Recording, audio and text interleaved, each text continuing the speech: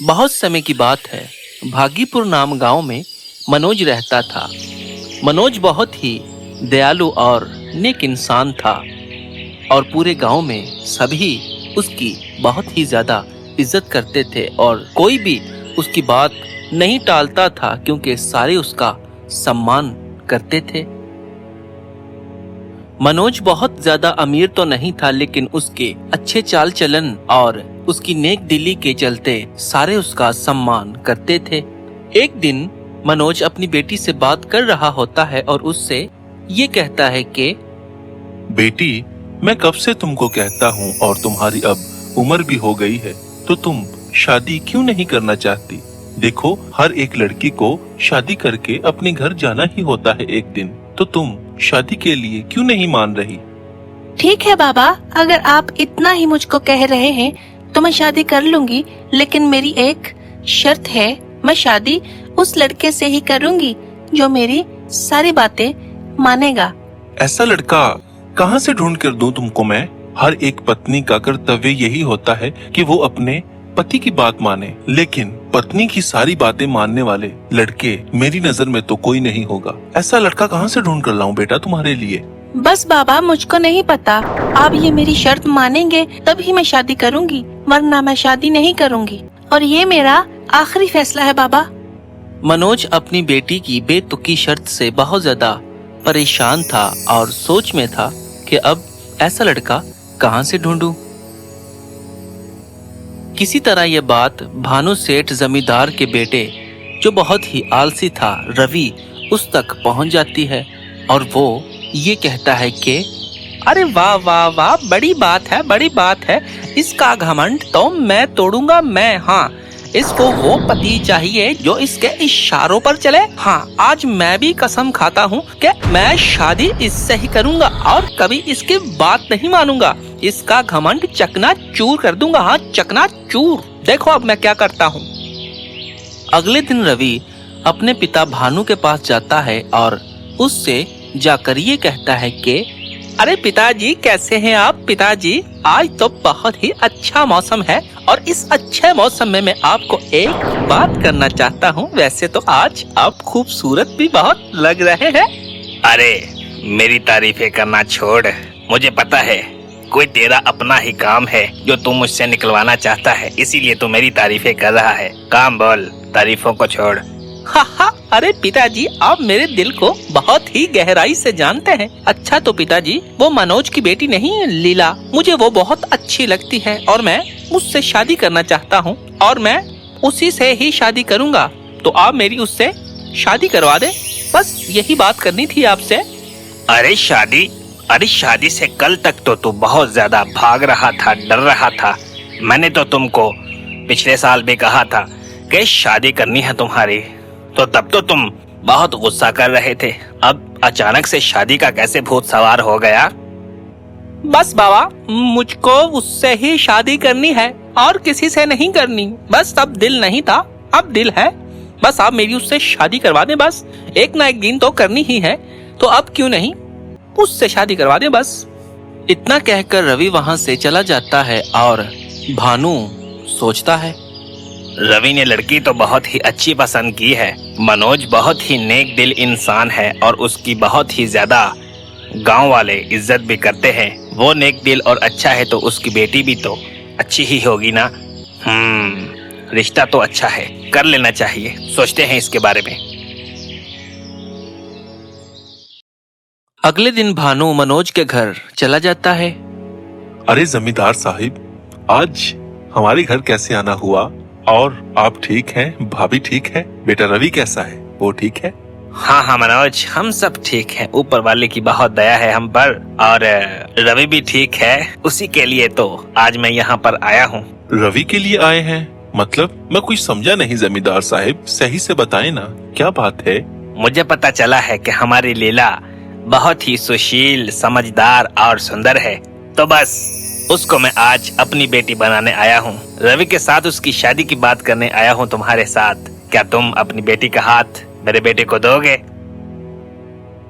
अरे वाह जमींदार साहिब, ये तो बहुत अच्छी बात है। अगर रवि मेरा दामाद बन जाए तो इससे बड़ी और क्या ही बात हो सकती है। हमारी दोस्ती रिश्तेदारी में बदल जाएगी और हमारी लीला को इतना अच्छा घर मिल जाएगा। इससे बड़ी खुशी की बात और क्या हो सकती है। हाँ जमींदार साहब, मुझको ये रिश्ता मंजूर है। आप जब भी कहेंगे शादी हो जाएगी। रवि और लीला की शादी हो जाती है और शादी के 2-3 दिन बाद ही रवि लीला से ये कहता है कि अरे लीला, तुमने अपने बाप से ये कहा था ना कि मैं उस लड़के से शादी करूंगी जो मेरी हर बात को मानेगा। ये मेरी शर्त है। तो ये बात उड़ती उड़ती मेरे पास भी आ गई थी, तो मैंने उसी वक्त ये कसम खाई थी कि शादी करूंगा तो तुमसे ही करूंगा और तुम्हारा अहंकार तो मैं तोड़ूंगा। हाँ, उसी वक्त कसम खाई थी। तो देखो, अब मैंने तुम्हारे साथ शादी तो कर ली है। अब देखता हूँ कि तुम अपनी बात मुझसे कैसे मनवाती है।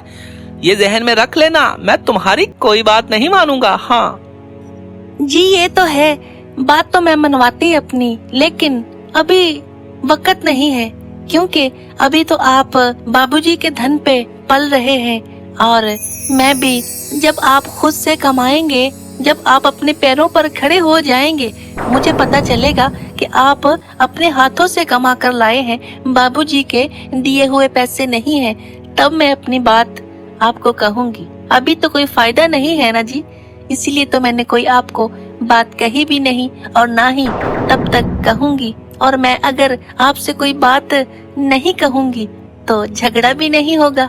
अच्छा, तो ठीक है, अब मैं कमा कर लाऊंगा अपने हाथों से, फिर तुमसे पूछूंगा, फिर मुझे अपनी बात मनवा कर दिखाना, फिर पता चलेगा कि तुम कैसे बात मुझसे मनवाती हो अपनी। कैसे कमा कर लाऊंगा अपने हाथ से, तब ही बात होगी अब इस बारे में। मुझे लगता है कि आप बस मुझे गुस्सा करने के लिए, मेरी पिटाई करने के लिए ही लाए हैं, हालांकि ऐसी कोई बात भी नहीं है। कोई बात नहीं, ठीक है, आप अपने हाथ से कमा कर लाएं, तब मैं आपको इजाजत दे दूंगी, जैसे मर्जी कर लीजिएगा, पिटाई कर लीजिएगा, गुस्सा कर लीजिएगा, लेकिन मैं तब आपको बताऊंगी कि मैंने आपसे कौन सी बात मनवानी है। ठीक है, चले जाएं, अब पहले अपने हाथ से कमा कर तो लाएं। इसके बाद रवि बाहर चला जाता है और बाहर जाकर ये सोचता है कि कह तो आया उसको, लेकिन अपने हाथ से तो कभी कमा कर देखा नहीं। अरे अरे अरे अरे, कैसे कमाऊंगा अपने हाथ से। बातें तो बहुत बड़ी बड़ी करके आया हूँ, लेकिन मैंने इसको छोड़ा नहीं। जिस काम के लिए शादी की है वो काम तो करूंगा ना। लेकिन उसने अभी तक अपने मुंह से एक अल्फाज भी नहीं निकाला। अब तो जुगाड़ लगाना पड़ेगा पैसों का, पैसे जाकर इसको दूंगा, फिर कोई ना कोई बात तो करेगी ना। लड़ाई का बहाना चाहिए मुझको बस, फिर देखना इसकी कैसे पिटाई करता हूँ। हाँ, सबक सिखा दूंगा इसको मैं। बस देखना तो ये है कि मुझको कहती क्या है। हाँ, कहती क्या है। रवि अपने एक दोस्त के पास जाता है और उसको सारी बात बताता है। तो उसका दोस्त उसको ये सलाह देता है कि तू अपने बाप से कुछ पैसे ले ले और सारा दिन मेरे साथ रहना। दिन भर बातें करेंगे, घूमेंगे फिरेंगे और शाम को जाकर अपनी बीवी को पैसे देना और आगे वाला काम तुम खुद सोच लेना। तो रवि उसकी बात सुनकर उसको ये कहता है कि अरे वाह वाह जग्गू, तुमने तो क्या ही बात बताई है यार। हाँ, मेहनत करने की क्या जरूरत है, बाप से ही पैसे लेता हूँ। इतना पैसा कहाँ जाना है, मेरा ही है, उससे पैसे थोड़े से लेता हूँ और सारा दिन मटर गश्ती करेंगे। रात को जाकर लीला को पैसे दूंगा और कहूंगा कि ये लो अपने हाथ की कमाई ले आया। हाँ, ठीक कहा तुमने, ऐसा ही करूंगा। रवि वहाँ से अपने पिता भानु के पास चला जाता है और उससे पैसे लेता है और अपने दोस्त के पास फिर से आ जाता है। ले जग्गू, मैं आ गया। अब सारा दिन मटर गश्ती करेंगे, फिरेंगे, घूमेंगे, शाम को जाकर ये लीला को दे दूंगा। हाँ, अब शाम होने का इंतजार है, फिर घर जाऊंगा। सही है। वो सारा दिन ऐसे ही बिता देता है अपने दोस्त के साथ और रात हो जाती है। फिर रवि जग्गू से ये कहता है कि ठीक है जग्गू, अब तू अपने घर जा और जितनी कमाई मैंने की है मैं अपने घर जा कर दूं। ठीक है, आज मैं बहुत खुश हूँ, आज मेरे दिल की मुराद पूरी होने वाली है। चलो ठीक है, तू भी जा और मैं भी चलता हूँ। इतना कहकर रवि घर को निकल जाता है।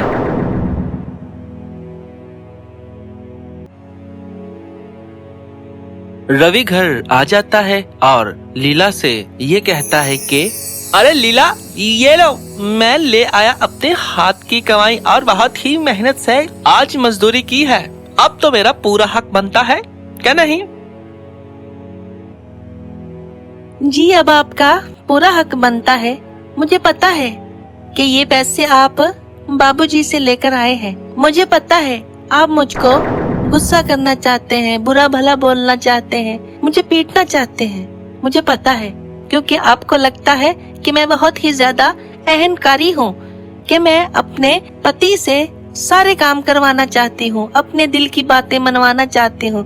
लेकिन आप ये गलत सोच रहे हैं। अगर मेरे दिल की बात जाने कि मैं अपने पति से कौन सी बात मनवाना चाहूंगी, तो वो यही है कि हमेशा बस मेरे साथ रहिएगा, मेरा साथ कभी ना छोड़िएगा। चाहे मुझे पीट भी ले, मुझे गुस्सा भी कर ले, लेकिन मुझे इससे ज्यादा कुछ भी नहीं चाहिए। एक पत्नी के लिए उसका पति ही सब कुछ होता है। मैं बस यही बात मनवाना चाहती हूँ कि कभी भी किसी की बातों में आकर मुझे छोड़िएगा मत। चाहे बुरा भला गुस्सा कर ले, छोड़िएगा मत। बस इतना ही मैं मनवाना चाहती हूँ आपसे, बस यही बात थी, और तो कोई बात नहीं है जी। अरे तुम मेरे लिए लीला इतना कुछ सोच कर बैठी हो, और मैं पागल बुद्धू पता नहीं क्या सोच रहा था कि तुम अहंकारी हो। तुम मुझसे घर के काम करवाओगी, तुम अपनी चलाओगी इस घर में, लेकिन तुमको बस ये चाहिए था मुझसे। मुझे समझ आ गई है, मैं गलत था। अब मैं काम भी करूंगा और अपनी लीला को हमेशा खुश भी रखूंगा, और तुम्हारा पूरा सम्मान भी करूंगा, इज्जत भी करूंगा। और अगर तुम कोई बात कह भी दोगी तो ना नहीं करूंगा। अगर तुम मेरा इतना ख्याल, मुझसे इतना प्यार कर रही हो, तो फिर मैं तुम्हारे साथ गलत क्यों करूं? ना बाबा ना, अब तो हम दोनों बस खुश रहेंगे। हाँ।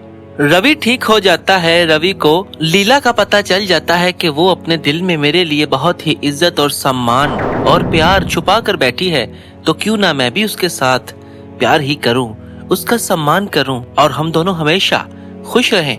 तो इस कहानी से हमको ये सीख मिलती है कि गलत सोच रखने से हमेशा काम गलत ही होते हैं। आपकी पत्नी आपसे बहुत ज्यादा कुछ नहीं चाहती, वो अपना घर छोड़कर आपके घर आती है और उसको बस आपसे इज्जत और सम्मान की ही जरूरत होती है। तो आप हमेशा अपनी पत्नी का सम्मान करें, इज्जत करें, और पत्नियों को भी चाहिए कि वो हमेशा अपने पति से प्यार करें, उनका भी सम्मान करें, ताकि दोनों हमेशा अच्छी जिंदगी गुजार सकें।